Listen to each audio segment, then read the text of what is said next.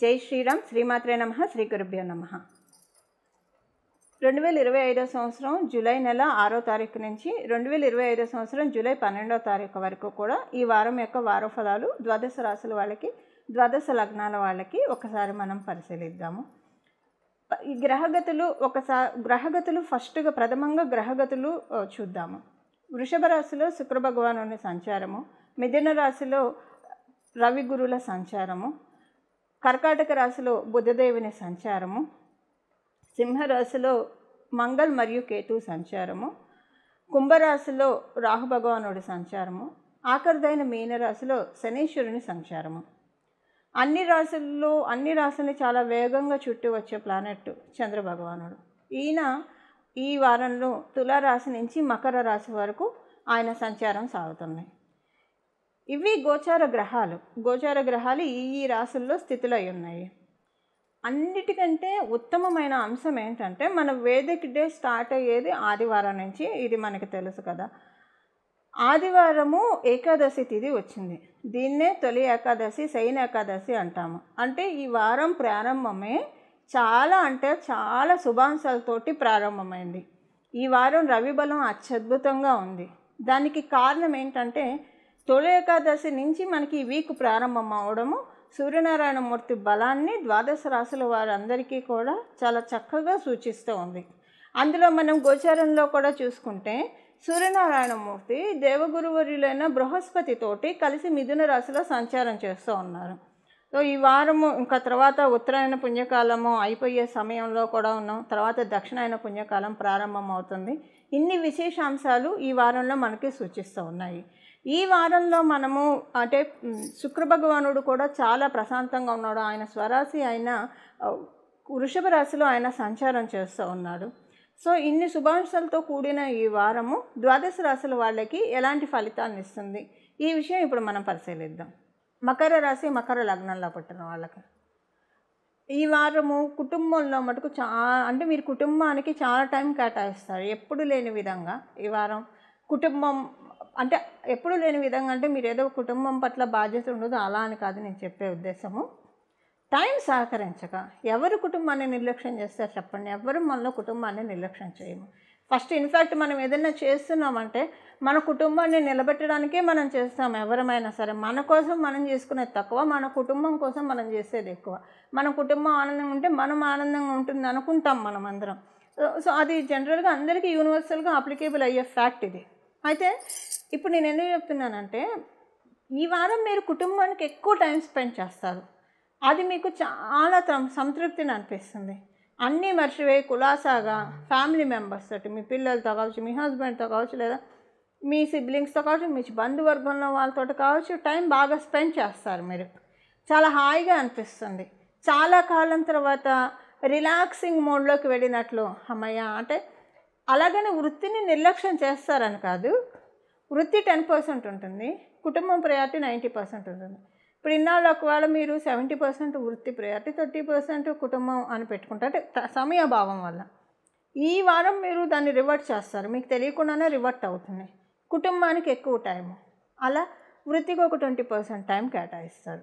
దీంతో ఏంటంటే మీరు మీ కుటుంబ సభ్యులతో ఉండడం వల్ల వాళ్ళు సంతోషపడతారు, మీకు సంతోషం ఎక్కువగా ఉంటుంది. అంటే దీని అర్థము ఏదో వ్యాపారస్తులు అయితే వ్యాపారం సరిగ్గా సాగాక ఇంట్లో టైం కేటాయిస్తున్నారా, లేదా ఉద్యోగస్తులు అయితే మేబీ ఉద్యోగాల్లో ఏమన్నా మీకు ఇబ్బంది వచ్చి ఇంట్లో ఉంటారా, అలా కాదు. అనుకోకుండానే మీరు మీ ఇంట్లో వాళ్ళతోటి టైం కేటాయించేస్తారు. ఇప్పుడు ఉద్యోగస్తులైనా ఆఫీస్ నుంచి ఇంటికి వచ్చిన తర్వాత ఫోన్లో టీవీలో చూస్తూ ఏదో ఒకటి దీంట్లో ఫ్రెండ్స్తో మాట్లాడడం, ఇలా కాకుండా అవన్నీ పక్కన పడేసి మీరు మీ కుటుంబ సభ్యులతో టైం కేటాయిస్తారు. అలా మీకు అనుకోకుండానే మధ్యలో నుంచి అంటే ఆఫీస్ ఇవాళ పని అయిపోయింది తొందరగా ఇంటికి వెళ్ళిపోవచ్చు, ఒక హాఫ్ డేలోనే కంప్లీట్ చేసేసుకొని అంటే ఒకవాడు వచ్చేసే అవకాశం ఇలాంటివి ఉంటుంది. ఇదే వ్యాపారస్తులు అనుకోండి, మీ పనులు చేసుకుంటూ ఉంటారు మీరు. ఓకే, కొంత ఇంటికి కూడా కేటాయించాలి, అవి జరుగుతూ ఉన్నాయి కదా, ఇప్పుడు వచ్చిన ఇబ్బంది ఏం లేదు కదా, ఇంటికి కూడా కేటాయిద్దామని కేటాయిస్తారు. గృహిణులకి ఈ వారం అంటే కుటుంబంతో సమయం కేటాయిస్తారంటే గృహిణులకి అంతా ఇంటి కోసమే పాటు పడుతూ ఉంటారు. పిల్లల కోసం భర్త కోసం అత్తమామల కోసం పాటు పడుతూ ఉంటారు. ఈ వారం ఏంటంటే వాళ్ళందరితోటి మీకు ఫ్రీ స్పేస్ దొరుకుతున్నాయి. సరే పిల్లలతో అంటే తల్లికి ఎప్పుడు ఉంటుంది, కానీ భర్తతోటి బంధువర్గం వాళ్ళతోటి కొంచెం ఎక్కువగా ఇంటరాక్షన్ ఉంటుంది. అది మీకు మనసుకి స్వాంతన కలిగిస్తుంది, హాయిగా అనిపిస్తుంది ఎక్కువ టైము మీ కుటుంబ సభ్యులతో ఉండడం. ఇంకా సీనియర్ సిటిజన్స్కి కూడా చాలా హాయిగా అనిపిస్తుంది. సో ఫైనాన్షియల్గా వచ్చిన ఇబ్బంది అయితే ఈ వారం ఏం లేదు. కాకపోతే వ్యాపారస్తులకి ఏంటంటే కొంత అంటే ఫైనాన్షియల్గా తగ్గుతుందని అయితే కాదు, మీకు మీరే డైవర్ట్ చేసుకుంటారు కొన్ని.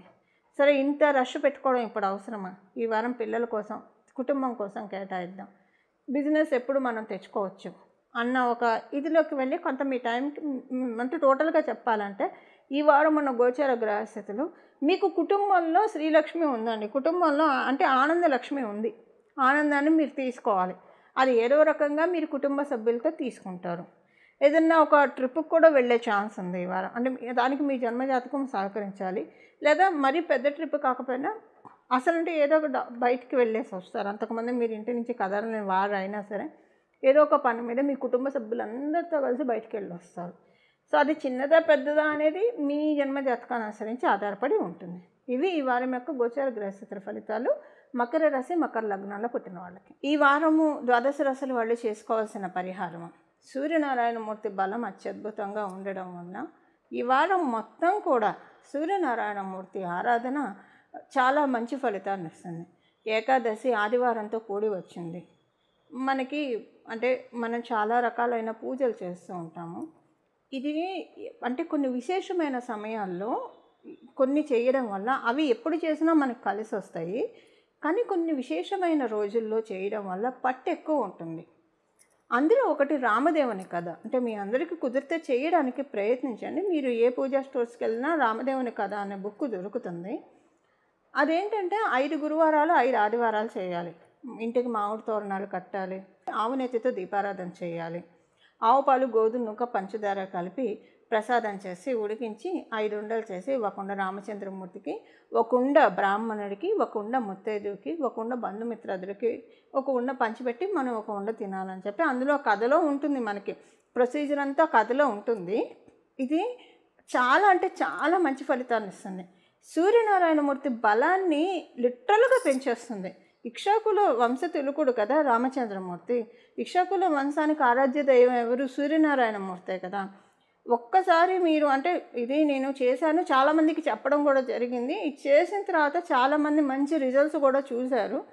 మీకు చెయ్యాలి అని అనిపిస్తే కనుక ఇది చాలా అంటే అందులో ఏముండదు. రామచంద్రమూర్తి జననము, ఆయన పట్టాభిషిక్తుడు అయ్యే వరకు కూడా బ్రీఫ్గా ఉంటుంది. దశరథ మహారాజుకి 3 భార్యలు, కౌసల్య, సుమిత్ర, కైకేయి, అంటే చాలా బ్రీఫ్గా చెప్తున్నాను. కౌసల్య, సుమిత్ర, కైకేయి వాళ్ళకి ఎంత కాలానికి సంతానం కలగకపోయేసరికి పుత్రకామేష్టి యాగం చేసినప్పుడు దేవతలు మెచ్చి పాయస పాత్రను ఇస్తే అది తన భార్యలకు ఇచ్చినప్పుడు 3 మహారాణులు అది భుజించంగానే గర్భవతులు అయ్యారు.